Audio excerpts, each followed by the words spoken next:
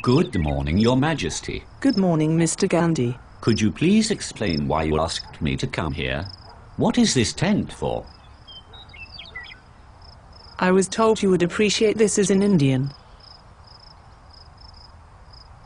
I will pretend you never said that. Please tell me there is a real reason for this meeting. There is one, Mr. Gandhi.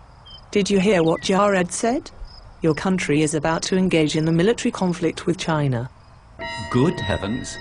Why would we want to do such thing? There are many reasons. I just found out from Jared that there were military conflicts between both countries in the past. There are still disputed territories between both countries which will surely lead to a war. Both countries are increasing their military budgets. This will lead to another Cold War and possibly an open conflict. What a terrible prediction. I can assure you that no such thing will happen. China and India are partners. Contrary to what you say, our countries are going to develop much closer relationship and live in peace. But haven't you heard Jared? China has been supporting Pakistan for years. I am beginning to dislike this Jared character.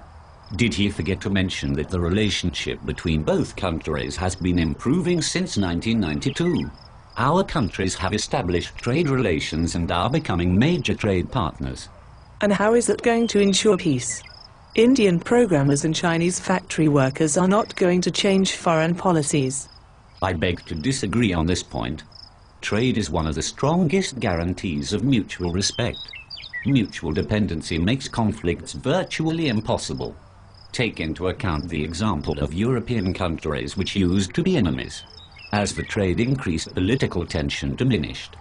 Today, China is India's biggest trade partner, and governments of both countries are working on expansion of our relationships.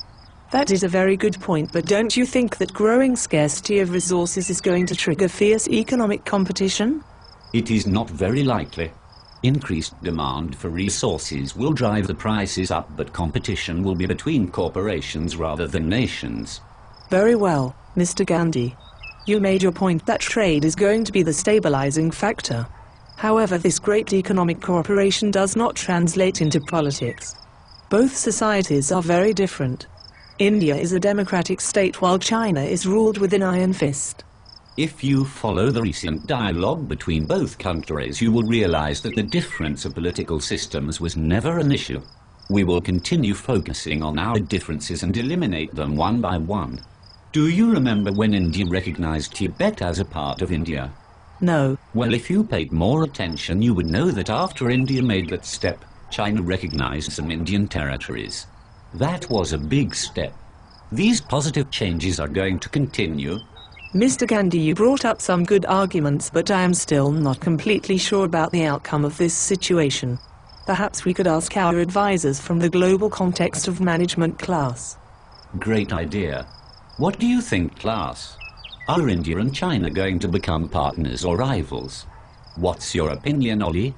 What about you, Sue? Any brilliant suggestions, Mr. Banks? We are counting on all of you to come up with some predictions.